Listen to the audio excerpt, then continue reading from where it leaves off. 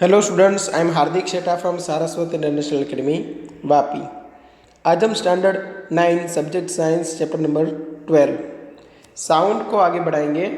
तो आज हमें पढ़ना है characteristics of a sound wave. अब देखो, ये जो टॉपिक है उसमें आपको टेक्स्ट बुक साथ में रखनी पड़ेगी, ठीक है, क्योंकि टेक्स्ट बुक का एक एक वर्ड आपको अच्छे से समझना पड़ेगा। यहाँ पे क्यों वो मैं बता रहा हूँ, क्योंकि यहाँ पे आप पढ़ रहे हो साउंड वेव की कैरेक्टरिस्टिक्स, ठीक है। जब आप आगे जाके पढ़ाई करोगे 10th स्टैंडर्ड में, 11th स्टैंडर्ड, 12th स्टैंडर्ड, खास करके 11th एंड 12th स्टैंडर्ड में, तो ये जो वेव है उसकी एक पूरी एक ब्रांच है,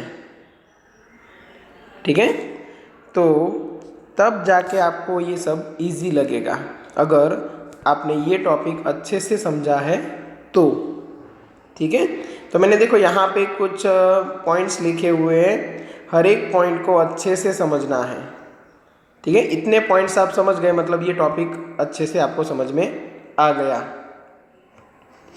तो साउंड है उसको हम डिस्क्राइब कैसे करें, तो 3 मेन फैक्टर है जिससे हम साउंड को डिस्क्राइब करते हैं। एक है साउंड की फ्रीक्वेंसी, एक है साउंड का एम्पलीट्यूड और एक है साउंड की स्पीड, ठीक है।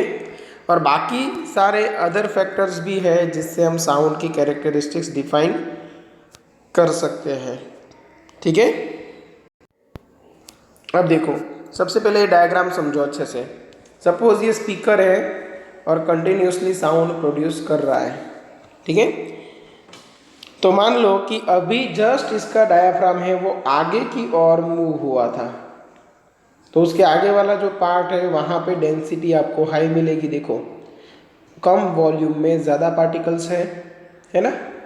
फिर इतने पार्ट में देखो तो लो डेंसिटी है, फिर वापस इतने पार्ट में देखो तो हाई डेंसिटी। मतलब साउंड है वो डेंसिटी वेरिएशन के हिसाब से आगे बढ़ता है।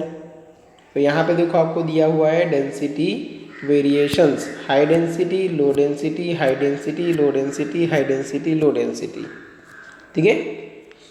जहाँ पे डेंसिटी हाई है वहाँ पे देखो प्रेशर भी हाई है, ये प्रेशर का ग्राफ है। तो यहाँ पे देखो आपको क्या दिखाया है, प्रेशर वेरिएशन। तो हाई डेंसिटी मतलब हाई प्रेशर, लो डेंसिटी मतलब लो प्रेशर, वापिस हाई डेंसिटी मतलब हाई प्रेशर, ठीक है। जहाँ पे डेंसिटी हाई है वहाँ पे जो मीडियम है वो कंप्रेस हुआ है, तो ये कंप्रेशन है, ये रेरिफ्रैक्शन, वापिस high density, compression, low density, rarefaction, ठीक है, ओके।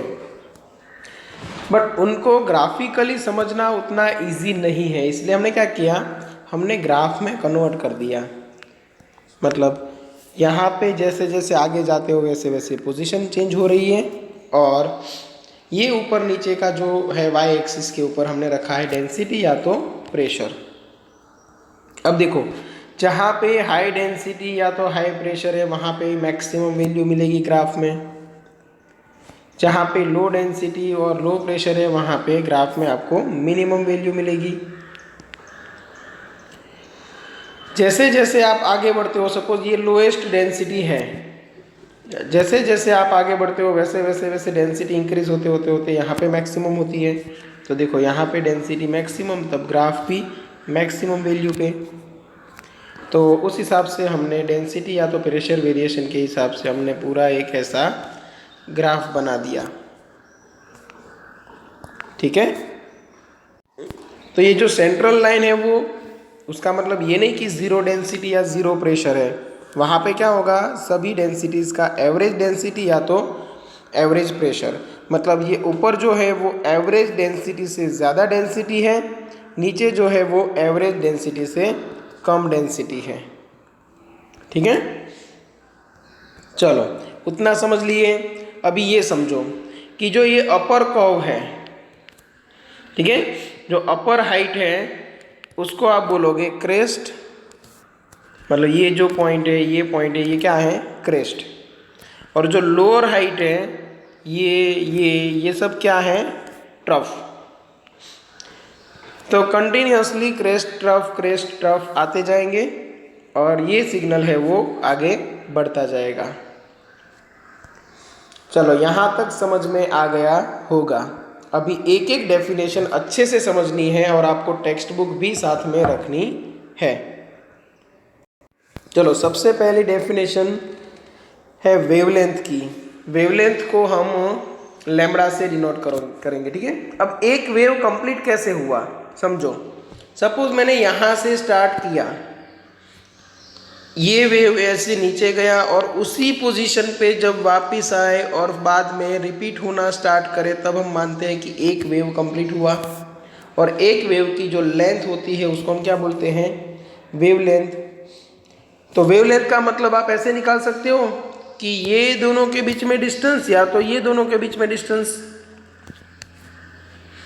तो आप लिख सकते हो distance between two consecutive compressions और two consecutive rarefactions is called wavelength, ठीक है। तो याद रखनी है definition, distance between two consecutive compressions और two consecutive rarefactions is known as wavelength, ठीक है। ये देखो एक रेरिफ्रैक्शन ही है और ये भी रेरिफ्रैक्शन है, बट इसको आप वेवलेंथ नहीं बोल सकते क्योंकि कंसेक्यूटिव मतलब तुरंत बाद में आने वाला लो प्रेशर। हाँ, ये डिस्टेंस को आप वेवलेंथ बोल सकते हो। एक वेव की लेंथ मतलब वेवलेंथ। अब लेंथ है तो उसका यूनिट क्या रहेगा, यूनिट रहेगा मीटर, ठीक है। चलो उसके बाद आता है frequency. Frequency tells us how frequently an event occur, मतलब जो इवेंट है, जो घटना है वो कितनी फास्ट हो रही है, वो हमें कहाँ से पता चलेगा, फ्रीक्वेंसी से, ठीक है। जैसे हम भी ये वर्ड यूज़ करते हैं फ्रीक्वेंसी वाला वर्ड कि सपोज कोई सब्जेक्ट में हम सिलेबस में पीछे हैं तो हम बोल देते हैं कि लेक्चर की फ्रीक्वेंसी बढ़ा दो, मतलब जो लेक्चर की घटना है उसको तेज़ कर दो। समझ में आया। तो मतलब फ्रीक्वेंसी मतलब क्या कि इवेंट कितनी फास्ट हो रही है।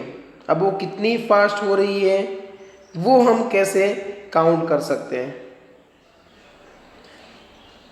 तो सिंपल सी बात है, आप ये बोल सकते हो कि number of oscillations per unit time is known as frequency. आपकी टेक्स्ट बुक में भी डेफिनेशन लिखी हुई है, the number of such oscillations per unit time is frequency of the sound wave. उसमें सर्च निकाल देना है वर्ड, क्योंकि वो तो आगे का एक्सप्लेन किया हुआ है इसलिए लिखा है। आपको सिर्फ इतना लिखना है, the number of oscillations per unit time is the frequency of the sound. और फ्रीक्वेंसी ऑफ साउंड को हम ग्रीक लेटर न्यू से डिनोट करते हैं। वो आप पढ़ोगे ऐसे न्यू, या तो सिंपली आप एफ बोल सकते हो। अब देखो ये चैप्टर में टेक्स्ट बुक में आपको न्यू दिया हुआ है, आप एफ ले सकते हो। क्यों? क्योंकि एग्जाम में लिखते टाइम आप कंफ्यूज बहुत होते हो, क्योंकि हमें स्पीड को वी से डिनोट करना है। अब इधर वी है उधर न्यू है, दोनों में आप अगर डिफरेंस नहीं रख पाए तो जब भी इक्वेशन में आमने सामने आएंगे आप क्या करोगे, कैंसल आउट कर दोगे। एक तो एग्जाम में जल्दी जल्दी लिखते हो तो पता नहीं रहता, ठीक है ना। इसलिए हम ये ट्राई करते हैं कि फ्रीक्वेंसी को हर एक जगह पे एफ से डिनोट कर दें ताकि कोई कंफ्यूजन ना हो, ठीक है। चलो यहाँ तक क्लियर। अभी आएगा टाइम पीरियड। चलो कौन कौन सी डेफिनेशन हमारी हो गई है, एक वेवलेंथ हमने समझ लिया, एक फ्रीक्वेंसी हमने समझ ली। समझो फ्रीक्वेंसी का मतलब समझना कि सपोज एक फिक्स टाइम में इतने वेव्स बने और उसी टाइम में इतने वेव्स बने, तो इसकी फ्रीक्वेंसी हाई है, इसकी फ्रीक्वेंसी लो है। क्यों? सेम टाइम ड्यूरेशन में इसने 3-4 वेव बनाए, इसने तो बहुत सारे वेव्स बना दिए। तो फास्ट कौन है, फटाफट इवेंट कौन सी हो रही है, नीचे वाले वेव की, ठीक है। ओके, अब आएगा टाइम पीरियड। तो आप ऐसे बोल सकते हो time period can be defined as the time taken for one complete oscillation. ठीक है, तो टेक्स्ट बुक में डेफिनेशन लिखी हुई है टाइम पीरियड की, मैं यहाँ पे बोल रहा हूँ, आप अच्छे से ध्यान में लेना। The time taken for one complete oscillation in the density of the medium is called the time period of sound wave। फिर से रिपीट कर रहा हूँ, the time taken for one complete oscillation in the density of the medium is called the time period of the sound wave। It is represented by the symbol capital T। its SI unit is second। Unit क्या रहेगा? Second. चलो, तो frequency का unit क्या रहेगा? Frequency का unit अच्छे से समझो। फ्रीक्वेंसी का यूनिट रहेगा 1/सेकेंड, मतलब सेकेंड इनवर्स। सेकेंड की पावर क्या आएगी? -1। -1 पावर मतलब 1/सेकेंड हुआ, और उसको हम किससे डिनोट करते हैं? हर्ट्ज। पढ़ना क्या है आपको? हर्ट्ज। हर्ट्ज है वो साइंटिस्ट का नाम है, इसलिए फर्स्ट लेटर हम कैपिटल करेंगे, सेकंड लेटर हम स्मॉल करेंगे जब हम सिंबॉलिक लैंग्वेज में लिखेंगे तब। ठीक है, अब फ्रीक्वेंसी का फॉर्मूला क्या बन सकता है, याद रखना है आपको। Frequency F equal to, formula आपको याद रखना है 1/T, 1 टाइम पीरियड। तो ये मैंने आपको पहले क्यों नहीं बताया था? क्योंकि पहले आपने टाइम पीरियड पढ़ा ही नहीं था, इसलिए सबसे पहले हमने देख ली टाइम पीरियड की डेफिनेशन, फिर relation between frequency and time period हमने देखा। चलो, यहाँ तक समझ में आया। अब ये टाइम है, उसका यूनिट क्या होता है? सेकेंड। तो फ्रीक्वेंसी का क्या हो गया? 1/सेकेंड। इसीलिए हमने लिखा सेकेंड इनवर्स, और सेकेंड इनवर्स को हर्ट्ज नाम के साइंटिस्ट की याद में हम बोलते हैं हर्ट्ज। ठीक है, चलो, तो यहाँ पे हमने फ्रीक्वेंसी को डिफाइन कर लिया।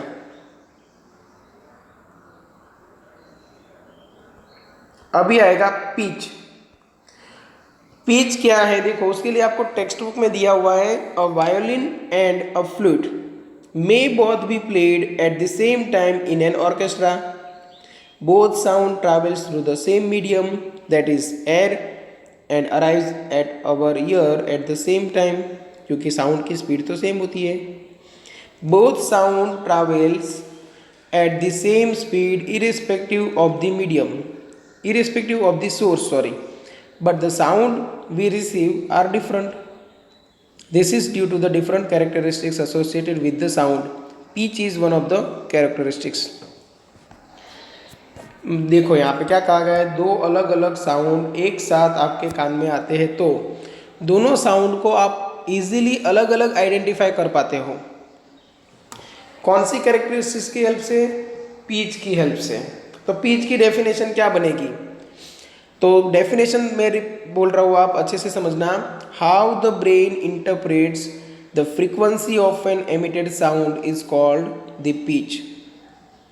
ठीक है, हमारा जो ब्रेन है वो एमिटेड साउंड की फ्रीक्वेंसी को कैसे आइडेंटिफाई करता है, उस क्वालिटी को हम बोलते हैं पिच।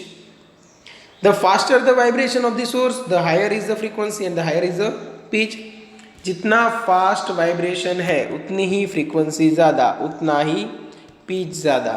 मतलब आप ये समझ लो कि हाई फ्रीक्वेंसी तो हाई पिच, लो फ्रीक्वेंसी तो लो पिच। ठीक है, चलो, यहाँ पे हमने पिच की डेफिनेशन देख ली। अभी एम्पलीट्यूड। अब देखो, एम्पलीट्यूड क्या है? एम्पलीट्यूड है वो मैक्सिमम डिस्प्लेसमेंट है ऑफ ग्राफ। मतलब ये जो डिस्टेंस आपको दिखाया है ना, वो क्या है? एम्पलीट्यूड। अगर आप प्रेशर वेरिएशन के हिसाब से देख रहे हो, तो एवरेज प्रेशर से हाईएस्ट प्रेशर के बीच में डिस्टेंस क्या है, उसको हम क्या बोलते हैं? Amplitude of sound wave. उतना ही प्रेशर बिलो एवरेज आपको नीचे भी मिलेगा लोएस्ट प्रेशर। ठीक है,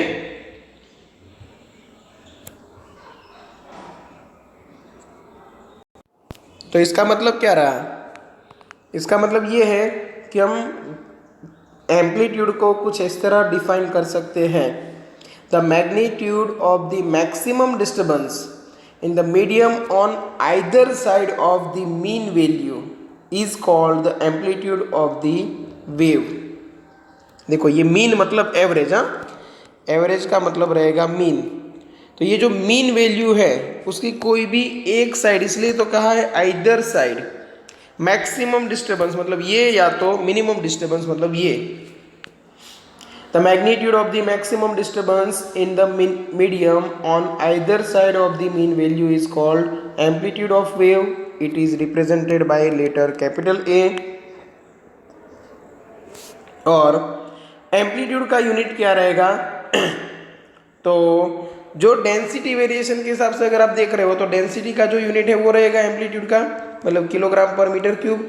और प्रेशर वेरिएशन के हिसाब से देखते हो तो प्रेशर का जो यूनिट है पास्कल वो रहेगा। तो यूनिट हम यहाँ पे डिफाइन नहीं कर सकते क्योंकि आप साउंड को एज अ प्रेशर वेरिएशन ले रहे हो या तो as a pressure density variation ले रहे हो, उस पर डिपेंड करेगा एम्पलीट्यूड का वैल्यू। क्लियर? ओके, तो एम्पलीट्यूड का यूनिट हम डिफाइन नहीं कर सकते, इसलिए यहाँ पे हम लिखेंगे नहीं। अगर डेंसिटी वेरिएशन है तो किलोग्राम पर मीटर क्यूब और प्रेशर वेरिएशन है तो पास्कल। एक और क्वालिटी है जिसको हम बोलते हैं टिम्बर ऑफ साउंड। ठीक है, हाँ, एक बात कह नहीं रह गई यहाँ पे कि एम्पलीट्यूड की हेल्प से क्या पता चलता है। तो जो लाउडनेस है, ठीक है, या तो साउंड की सॉफ्टनेस है, वो हम एम्पलीट्यूड की हेल्प से डिसाइड कर सकते हैं। द लाउडनेस और softness of a sound is determined basically by its amplitude. The amplitude of sound wave depends upon the force with which an object is made to vibrate. मतलब हमें loud sound निकालना है तो amplitude ज़्यादा रखना पड़ेगा और उसके लिए हमें ज़्यादा फोर्स लगाना पड़ेगा, इसलिए ज़्यादा ज़ोर से बोलने के टाइम पे गले पे ज़्यादा ज़ोर पड़ता है। ठीक है, चलो यहाँ तक क्लियर। अब आगे देखो, एक और क्वालिटी है जिससे हम साउंड को इजीली आइडेंटिफाई कर सकते हैं। टिम्बर ऑफ साउंड, या तो उसी को बोला जाता है क्वालिटी ऑफ साउंड। ठीक है, द क्वालिटी और timbre of sound is that characteristics which enables us to distinguish one sound from another having the same pitch and loudness. दो साउंड है आपके पास, दोनों में पिच सेम, लाउडनेस सेम, तो फिर आइडेंटिफाई कैसे करोगे? तब हम जो आइडेंटिफाई करते हैं वो किसकी हेल्प से करते हैं? टिम्बर की हेल्प से। ठीक है, the sound which is more pleasant is said to be of rich quality, मतलब high timber.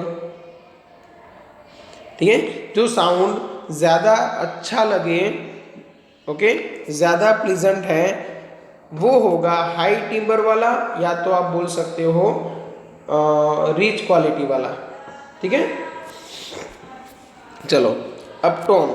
A sound of single frequency is called tone. अगर एक ही टाइप की फ्रीक्वेंसी कंटिन्यूस आ रही है तो उसको हम क्या बोलेंगे? Tone. The sound which is produced due to a mixture of several frequencies is called note. The sound which is produced due to mixture of several frequencies is called note and is pleasant to listen to. Okay, noise is unpleasant to the ear. जो unpleasant sound है उसको हम क्या बोलेंगे? noise. ठीक है, music is pleasant to hear and is of rich quality. जो music आपको लग रहा है वो रिच क्वालिटी वाला है। अब ये पर्सन टू पर्सन वेरी होगा, क्योंकि म्यूजिक और नॉइज़ ये दो चीज़ें ऐसी हैं जो पर्सन उस साउंड को कैसे कंसिडर करता है उसके ऊपर डिपेंड करेगा। जैसे कि कोई 70 ईयर की एज वाले कोई है आपके आसपास कहीं पे, वो भजन सुन रहे हैं, अब उनके लिए वो म्यूजिक है, आपके लिए वो नॉइज हो सकता है। या तो आप डीजे पे गाना सुन रहे हो तो आपके लिए वो म्यूजिक है, उनके लिए नॉइज हो सकता है। ठीक है, मतलब जो सुनने में प्लीजेंट लगे आपको वो म्यूजिक, और जो अनप्लीजेंट लगे वो नॉइज, और वो पर्सन टू पर्सन वेरी हो सकता है। एक ही साउंड एक पर्सन के लिए नॉइज और दूसरे पर्सन के लिए म्यूजिक हो सकता है। ठीक है, चलो स्पीड ऑफ साउंड, तो distance travelled by sound, okay, पर unit time is called speed.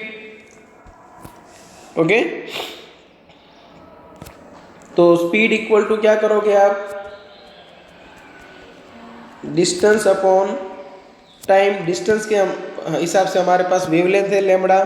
One wave complete करने के लिए जो डिस्टेंस लगता है वो डिस्टेंस को हम क्या बोलते हैं, लैम्बडा, और उसी डिस्टेंस को कवर करने के लिए जो टाइम लगता है उसको हम क्या बोलते हैं, टाइम पीरियड, मतलब लैम्बडा बाई टी लिख सकते हैं हम। 1/t, 1/t मतलब क्या हुआ, देखो फ्रीक्वेंसी है ना, तो मैं यहाँ पे डिवाइड बाई टी है उसको फ्रीक्वेंसी में कन्वर्ट कर सकता हूँ। ठीक है, और स्पीड का यूनिट क्या रहेगा, तो ऊपर देखो डिस्टेंस है मतलब मीटर, और नीचे टाइम है मतलब सेकेंड। तो ये फॉर्मूला आपको याद रखना है, v equal to lambda into f, और f इक्वल टू 1/t याद रखना है। Okay, the speed of sound remains almost the same for all frequencies in a given medium under the same physical condition. सभी type की frequency के लिए speed same रहेगी एक ही मीडियम में। तो अगर मैं बोलूँ स्पीड सेम है और फ्रीक्वेंसी चेंज हो रही है तो वेवलेंथ भी चेंज होगी। ठीक है, अब एक और क्वांटिटी है जिसको हम बोलेंगे इंटेंसिटी ऑफ साउंड। अब इंटेंसिटी ऑफ साउंड कैसे डिफाइन करते हैं, तो इंटेंसिटी का फॉर्मूला है energy upon area into time. अब यहाँ से ही डेफिनेशन बन जाएगी, the amount of sound energy passing each second through unit area is called intensity of sound.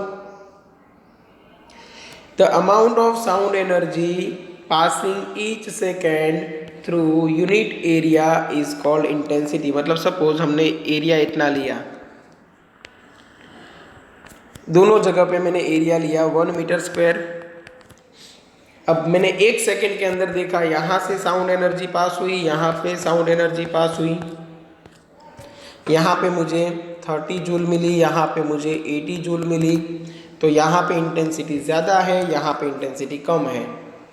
क्यों? क्योंकि यहाँ पे एनर्जी पास हो रही है पर unit time per unit area ज़्यादा। ठीक है, एक दो वर्ड है intensity and loudness.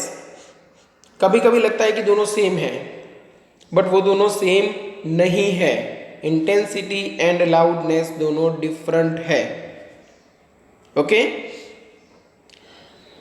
Loudness is the measure of the response of ear to the sound, क्योंकि जितना ज़्यादा एम्पलीट्यूड उतना ही जो ईयर के अंदर जो ईयर ड्रम होता है वो ज़्यादा वाइब्रेट होता है ज़्यादा एम्पलीट्यूड से। Even when two sounds are of equal intensity we may hear one as louder than the other simply because our ear detects it better. समझ में आया? इंटेंसिटी समझ लो कि जो लाउडनेस है, या तो इंटेंसिटी ले लो ना, इंटेंसिटी दो साउंड की सेम है तो लाउडनेस दोनों की डिफरेंट हो सकती है। क्यों? एक को हमारे कान इजीली डिटेक्ट कर पाते हैं, दूसरे को डिटेक्ट करना थोड़ा मुश्किल था। ठीक है, तो उसके बाद ही देखो एक इंटेक्स्ट क्वेश्चन दिया हुआ है, distinguish between loudness and intensity of sound. तो वो यही आंसर है, आपको ऊपर वाला ही पैराग्राफ लिखना है। ठीक है, चलो यहाँ तक रखते हैं। अगर किसी को कोई डाउट है तो एनी टाइम कॉन्टैक्ट कर सकते हो। Okay, thank you.